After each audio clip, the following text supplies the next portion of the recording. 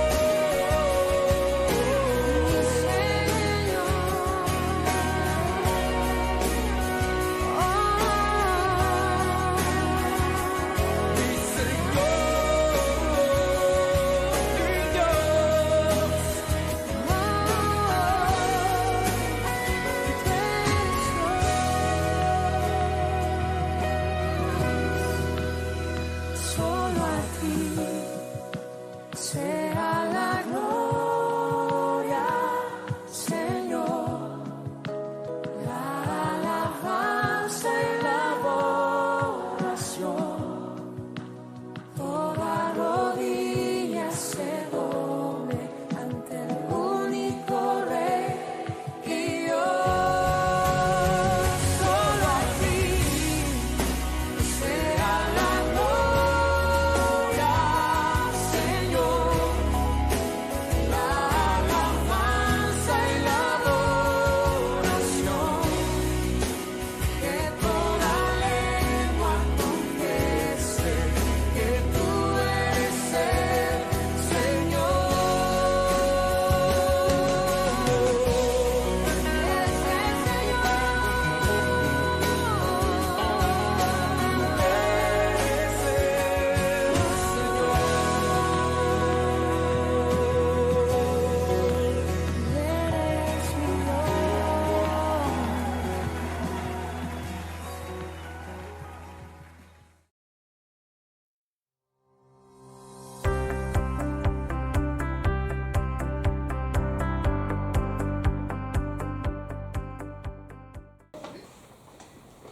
Muy buenos días, hermanos. Amén. La Iglesia Bautista Emanuel Chupaca los saluda en el nombre de nuestro Señor Jesucristo, y también saludamos a nuestros amigos y hermanos en la fe que nos ven cada domingo a través de nuestras redes sociales. La prédica de este domingo titula El deber de orar por las naciones. La oración es una de las cosas más importantes y ciertamente y lamentablemente es también muy descuidada en nuestros días. Y es que es importante que nosotros oremos por los demás, porque también nuestro Señor Jesucristo nos ordenó a hacer eso. Y Jesús ordena, nos exhorta que oremos no solamente por nosotros, sino que también oremos por nuestras familias, por nuestros amigos, por nuestros compañeros de trabajo, compañeros de clase, y además que oremos por nuestros enemigos, que oremos por nuestros gobernantes, así no te guste el presidente o presidenta que tengas, o por tu alcalde. Que oremos por nuestro país y por las personas de todos los países del mundo. Al orar por los demás, estamos imitando a nuestro Señor Jesucristo, quien intercede ante Dios el Padre por cada uno de nosotros, así también como el Espíritu Santo intercede con gemidos indecibles, es decir, con una gran tristeza, una profunda tristeza cuando nosotros estamos desviándonos del camino, y aún así el Espíritu Santo aboga por nosotros. Les cuento una anécdota. Hace algunos años un americano visitó la capital de Estados Unidos, la ciudad de Washington, por primera vez.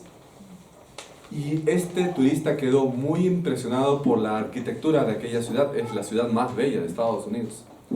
Le impresionó pues la Casa Blanca, el Capitolio, entre otros tantos monumentos de Washington. Al terminar su visita dijo lo siguiente: esta es la sede del gobierno, donde se encuentra el verdadero poder. Es el lugar más importante de Estados Unidos, es el lugar más importante del mundo, dijo este turista. Unas semanas más tarde, esta misma persona fue a un pequeño pueblo y visitó el hogar de un agricultor. Y le llamó mucho la atención cómo los niñitos salían ahí al campo a jugar, cómo los niñitos iban alegres a la escuela y regresaban también contentos a la casa. Durante la cena, le gustó mirar la cara feliz de los niñitos ahí alrededor de la mesa, todos muy contentos.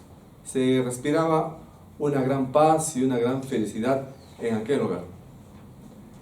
Al final de la cena o al final de la comida, el agricultor saca una Biblia, lee un texto y todos los niñitos y los adultos de esa casa juntaron las manitas para ponerse a orar. Daban gracias por todas las bondades, por todas las bendiciones que habían recibido.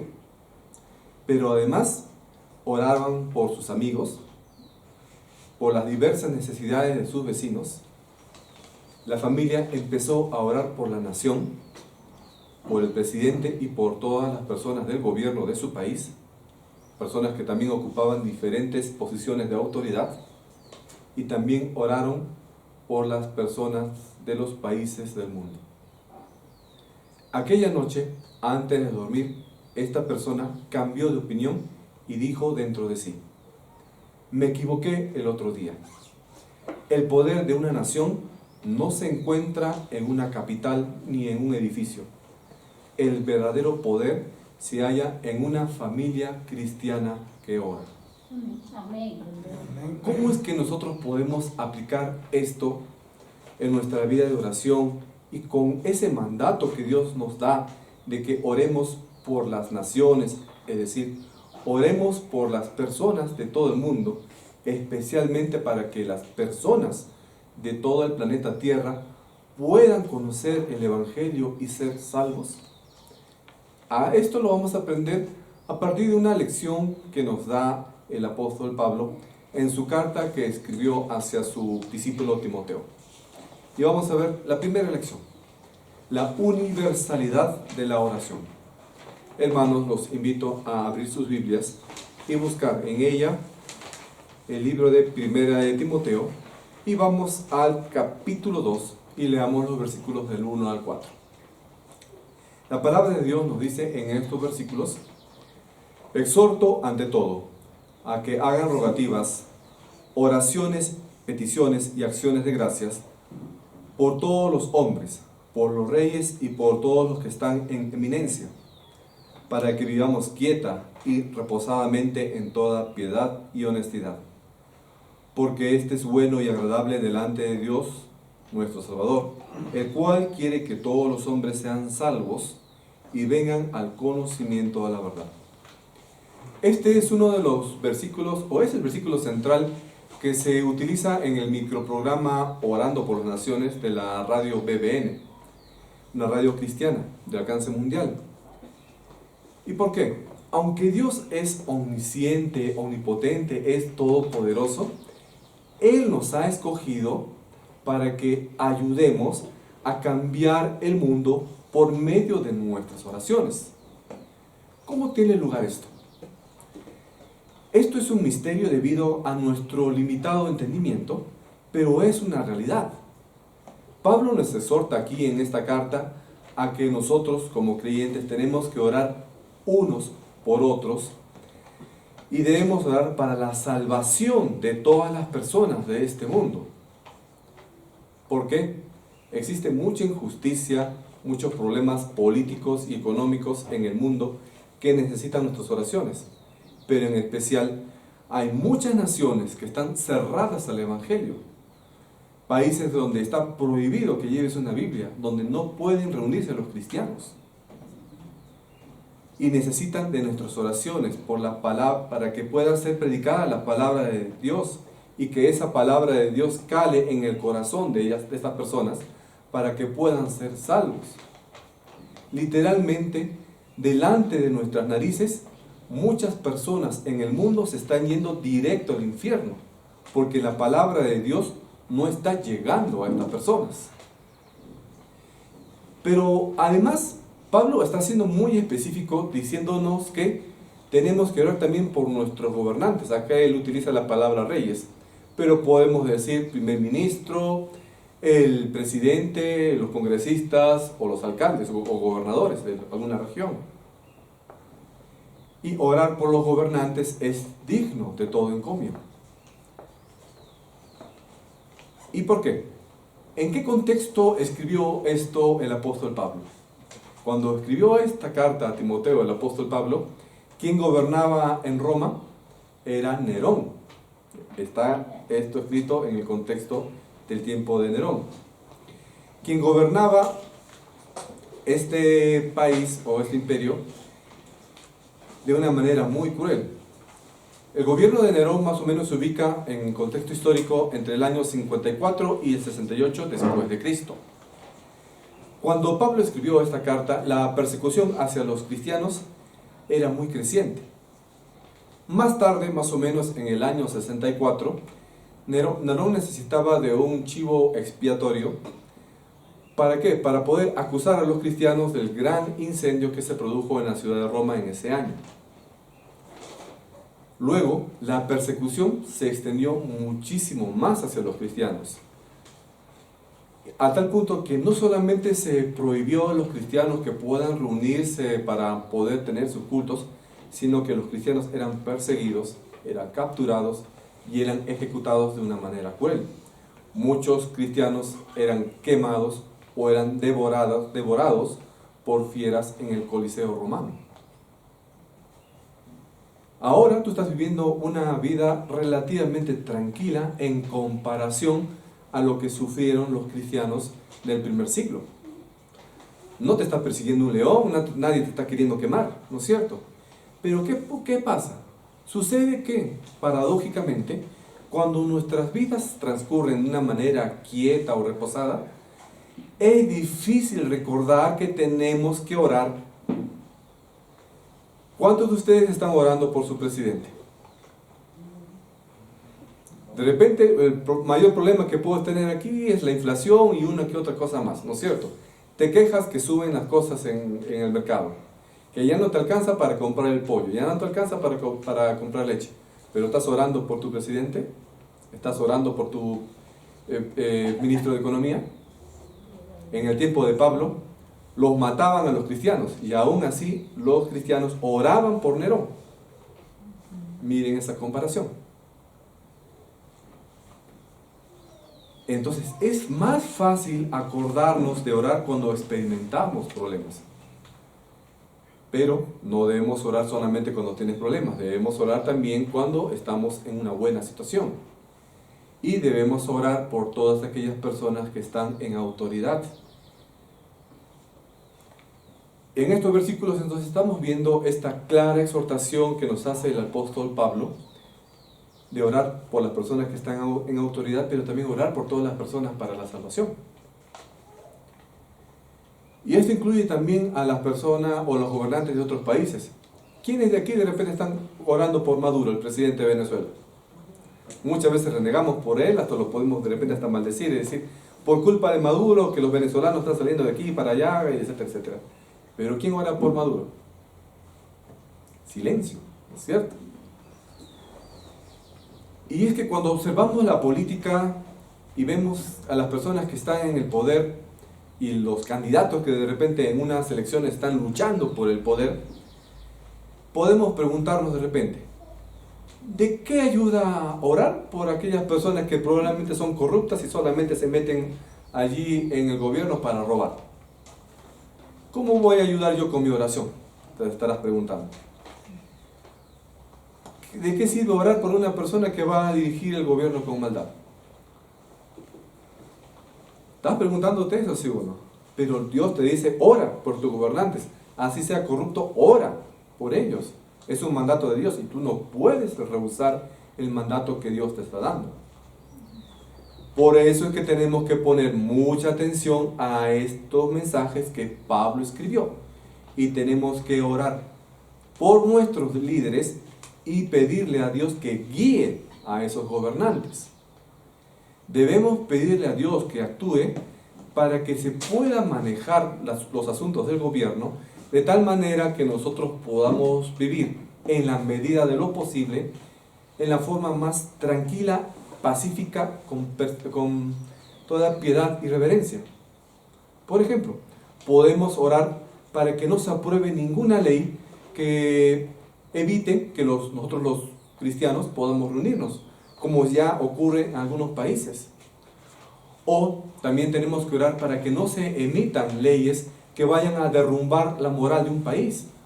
Por ejemplo, tenemos que orar para que no se extienda la ideología de género, o tenemos que orar para que no haya leyes que aprueben el aborto, o emitan leyes para que se contemple el matrimonio igualitario o el matrimonio de dos personas del mismo sexo.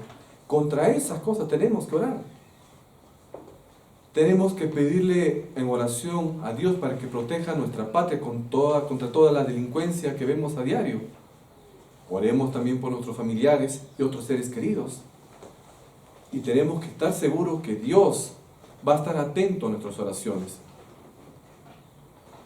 Y en un mundo cada vez más complejo y desafiante, la necesidad de orar por las naciones se hace más evidente. Y es que la oración no solamente va a ser una expresión de nuestra dependencia de Dios, sino que también es un acto de amor y de servicio que nosotros vamos a profesar hacia los demás. Hacia las personas, hacia el prójimo, hacia las comunidades y hacia las naciones. Entonces, en una oración, nosotros tenemos que buscar la guía divina, la sabiduría y la gracia para enfrentar todos los desafíos que están afrontando actualmente los países en el mundo. Amén. Vemos entonces que la Biblia nos exhorta, nos está indicando, nos está ordenando que tenemos que orar por las autoridades, por los líderes, reconociendo que en cierta forma Dios los ha puesto, a pesar de todos los defectos que puedan tener esas autoridades, Dios los ha puesto. Tú habrás votado por ellos, pero Dios los ha puesto. Y además que orar por las naciones no solamente implica pedir paz y prosperidad para estos países, sino también para que en estos países, en la medida de lo posible, pueda haber justicia, compasión y reconciliación. Tenemos que buscar a través de nuestras oraciones el bienestar espiritual y material de todos los habitantes de esos países, independientemente del origen o de las creencias que puedan tener en estas naciones. ¿Cuántos de ustedes o cuántos de nosotros nos estamos acordando de orar por los países musulmanes, por ejemplo, en el Medio Oriente, o de los países con religiones orientales como el budismo? ¿Estamos acordándonos de orar por ellos? ¿Cuánta necesidad hay de la palabra de Cristo en esas naciones? China nomás, por ejemplo, tiene casi 2.000 millones de habitantes. Es prácticamente el 25% de la población mundial. 25% de la población mundial que no conoce a Cristo. Por eso también el fin del mundo no llega, justamente porque hay prácticamente un 33% o más de las personas en el mundo que no conocen la palabra de Dios. Y si viene ahorita el juicio, todo este 3% estaría ya condenado, ¿no es cierto? Y pues, ¿cómo alcanzamos a esas naciones? Se tiene que mandar misioneros, hay que financiar posiblemente también esas obras misioneras, pero también ayudamos con nuestras oraciones para que esos recursos lleguen efectivamente a ser destinados para predicar la palabra de Dios, para que Dios pueda proteger a esos misioneros y para que también la palabra de Dios toque los corazones de aquellas personas que escuchen el Evangelio en aquellas naciones que están tan necesitadas. Amén. Amén. Y las oraciones por estas naciones nos van a ayudar también a comprender una perspectiva más amplia y recordar que somos nosotros parte de una comunidad interconectada como cuerpo de Cristo.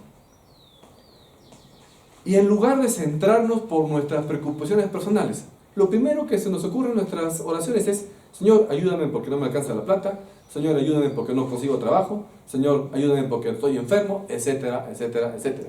¿No es cierto? Pero ¿te acuerdas de orar por tu vecino? ¿Te acuerdas de orar por tu compañero de trabajo? ¿Te acuerdas de orar por aquellas personas que están lejos y no conocen la palabra de Dios? ¿O aquellas personas que están lejos y no tienen que comer? La oración como cuerpo de Cristo, como la iglesia, nos debe unir en solidaridad, recordándonos que somos llamados a amar ¿a quién? A nuestro prójimo, como a nosotros mismos, independientemente de las fronteras políticas que se han trazado allí en los mapas. Y al orar por las naciones, entonces reconocemos también nuestra limitación humana y confiamos en el poder soberano de Dios para poder transformar los corazones y las situaciones de las personas. Entonces la oración no solamente es un medio por el cual tú quieres buscar una ayuda divina para ti mismo, sino también es una forma de renovar nuestro compromiso con la justicia, la compasión y el servicio a los demás. Y a medida que nosotros nos acercamos a Dios en oración, vamos a ser transformados y vamos a ser capacitados para ser agentes de cambio en nuestro entorno y también mucho más allá. Si Pablo, el apóstol Pablo, viviera hoy, en el año 2024, no pienso que estaría muy contento de todas las cosas que él ve, ni cómo él observaría el comportamiento de los creyentes, y más bien él vería el futuro cada vez más y más sombrío.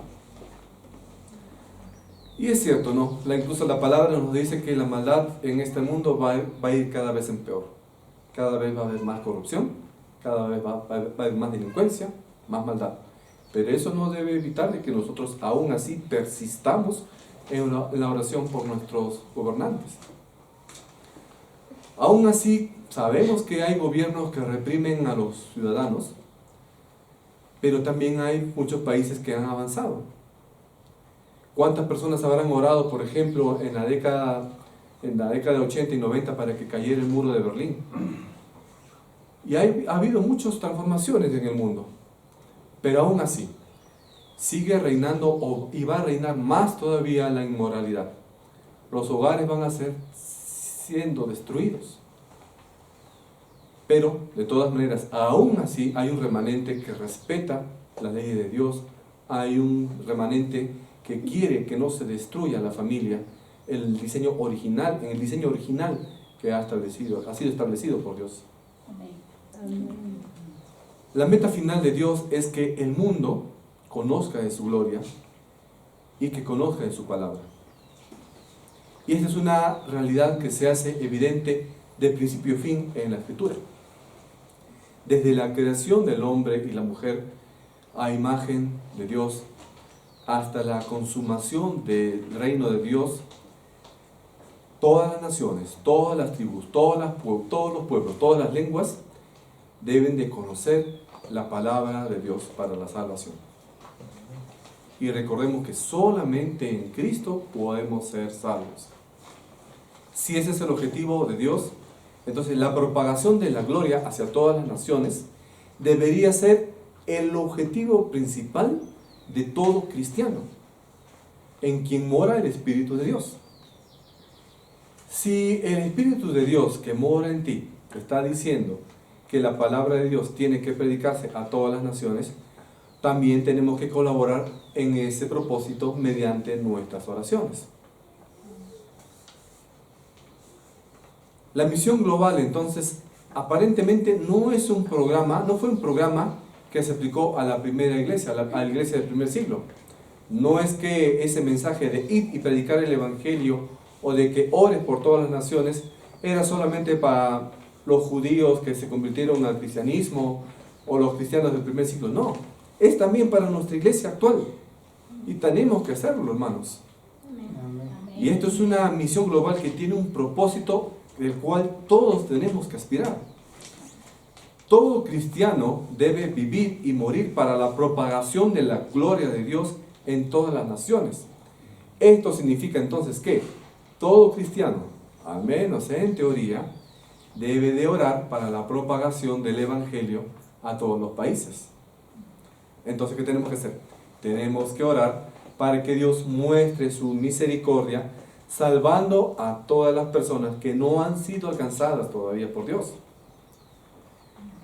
Y no solamente oramos por las naciones, yendo más cerca.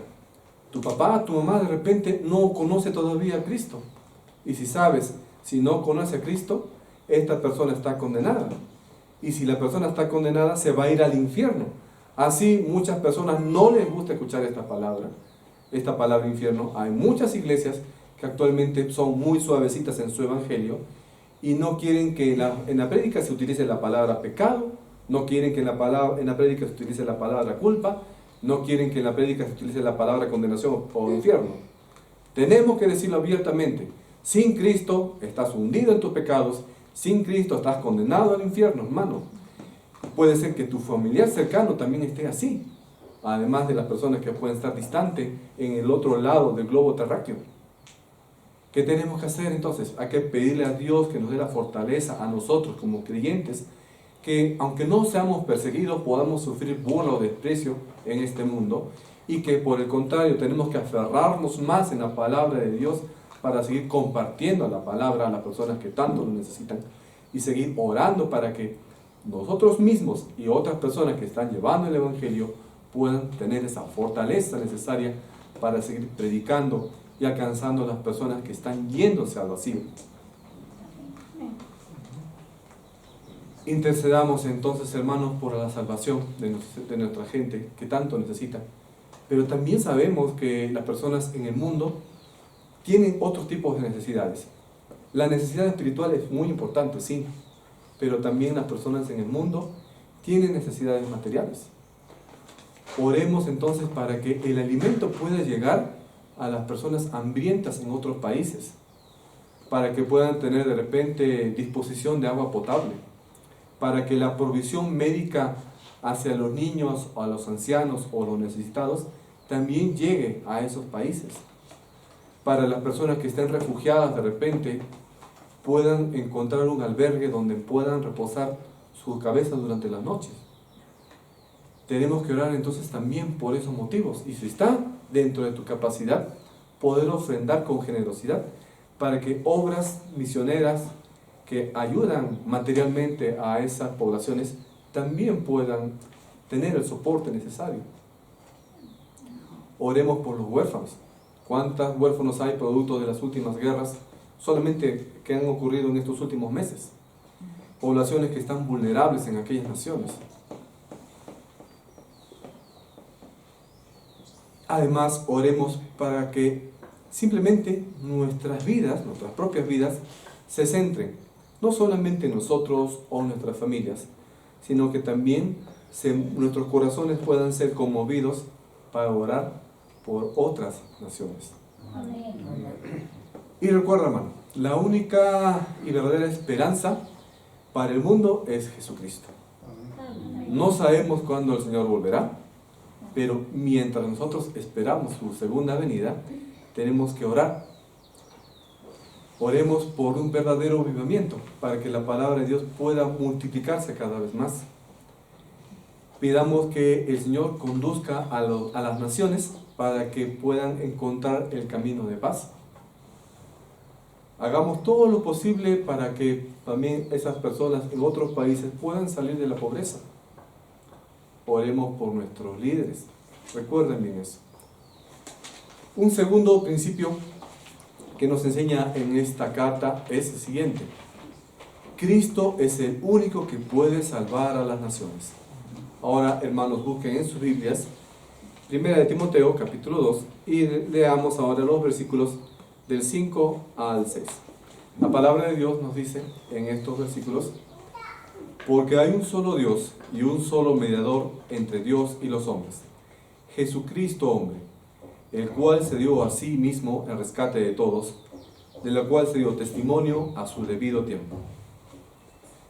La Biblia nos enseña que no hay múltiples caminos, ni intermediarios, ni adicionales, ni complementarios que nos acerquen a su presencia divina. En lugar de eso, Cristo nos está diciendo que Él ocupa la única posición y la posición central como el único puente que une a la humanidad con Dios el Padre. Amén. Cristo es el único mediador para la salvación. Solamente en Cristo las naciones pueden ser salvas. Amén. Si te está diciendo acá que Cristo es el único mediador, entonces la Virgen María no puede salvar a las naciones. San Martincito, Santa Rosa o todo el santo que se te ocurra, no puede salvar a las naciones. Ninguna persona puede salvar a las naciones. Únicamente nuestro Señor Jesucristo. ¿Por qué? Porque como seres humanos nosotros estamos separados de Dios por culpa del pecado. Y no me digas, no, yo soy niñito, yo soy buenito, yo no soy pecador, yo no he matado, yo no he robado. No, la Biblia te enseña que todos somos pecadores. Tú, pequeñita, también eres pecadora. Tú, ancianito, también eres pecador. Entonces, tú, si eres viejito o eres pequeñita, todos necesitamos de Cristo. Todos necesitamos aceptar al Señor para que seas salvo. Porque si no, te vas a ir abajo a quemarte. Y eso no quisiera que pase contigo. Solo una persona en el universo entonces puede ponerse entre nosotros y Dios para salvarnos. Es Jesús, que es Dios Hijo y se convirtió en hombre. El sacrificio de Cristo trajo una nueva esperanza a la humanidad. Ahora te pregunto, ¿tú ya le has permitido a Cristo que entre en tu corazón y que de esa manera seas salvo? Jesús dio su vida por nosotros en rescate. Un rescate en aquel tiempo era el precio pagado para sacar a un esclavo de su cautividad. Jesús pagó el precio para que tú seas liberado de la esclavitud del pecado y de la condenación. Por eso es que Jesús es el único mediador. Dio su vida a cambio nuestro. La Virgen María no dio su vida por ti. Los santos nos dieron su vida por ti. Solamente lo hizo Cristo. Amén. Él pagó con su muerte nuestra culpa por el pecado.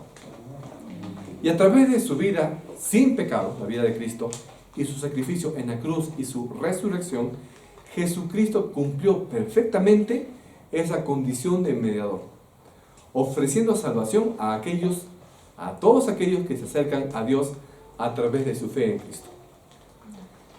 Este principio destaca la obra de nuestro Señor y la exclusiva participación redentora de nuestro Señor Jesucristo, mediante la cual, si nosotros depositamos nuestra fe en Él, si nosotros aceptamos al Señor Jesús como Salvador personal y el Señor de tu vida, podemos ser salvos. Y Pablo nos está mencionando en estos escritos que Cristo Jesús murió por mí, murió por ti, que somos pecadores, y por esa causa nosotros podemos ser salvos. Si tú ya eres salvo, si tú en algún momento Dios tocó tu corazón, entonces tú en algún momento es que recibiste el Evangelio. Alguien años atrás, o de repente meses atrás, te predicó la palabra. Lo mismo que yo te estoy diciendo, alguien te lo dijo y tú recibiste esa palabra con gozo. Pero no sabes que de repente detrás de todo ese episodio que tú atravesaste años atrás o meses atrás, habían personas que oraban por ti, o habían personas que oraban en manera impersonal para que esa palabra alcanzase a una persona X, y esa persona X fuiste tú. Amén. Entonces, ¿qué debes hacer? Tú también ora para la salvación de las personas que conoces, y ora por personas X en otra provincia, en otra región de nuestro país, o de otro país, para que puedan conocer el Evangelio y ser salvos. Y la figura de Jesucristo, hombre, que maneja aquí en estos escritos el apóstol Pablo, es una verdad central y asombrosa de la teología cristiana. ¿Por qué? Porque revela la profunda condescendencia de Dios para reconciliarse con la humanidad que estaba perdida. Dios el Padre envió a Jesús, Dios Hijo, para que se convirtiera en un ser humano. Nació en Belén, vivió una vida como humano, sintiendo hambre, frío, dolor, cansancio, y después se sacrificó en la cruz por nosotros. Esta doctrina se enraiza entonces ¿en qué? En la doctrina de la encarnación y también en la doctrina de la Trinidad. Y la Escritura nos está presentando aquí entonces la identidad divina de Jesucristo. Recuerden lo que decía el apóstol Juan en su Evangelio, en el primer capítulo. En el principio era el Verbo, y el Verbo era con Dios, y el Verbo era Dios. ¿Quién es el Verbo? Jesús. Y acá está declarando claramente que Jesús es el Verbo, y el Verbo era Dios. Por lo tanto, es un principio matemático. Jesús es Dios. Aquí se revela entonces que el Verbo, identificado como Jesucristo, era tanto Dios como hombre. En la persona de Jesucristo, entonces, Dios se sacrificó por sí mismo por nosotros, pagando el castigo de nuestros pecados. Jesús entonces tomó el castigo que nosotros merecíamos a fin de salvarnos de ese terrible destino eterno que nosotros merecíamos, por la justa consecuencia de nuestro pecado.